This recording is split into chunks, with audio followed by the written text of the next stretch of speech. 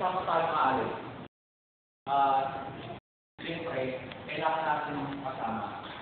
Tapos yun yung nagiging guidance natin. Para pag may mga tayo kasama, natin kasama ang gagawin natin. Para si Jesus, pag ulan si Jesus, i-assure niya na may mag-guidance sa atin sa bawat moves na gagawin natin. Tapos, bali, ano ito, parang prayer and blood na bakit sige, dito ba yung nakapalong dito na pasok namin? Bali,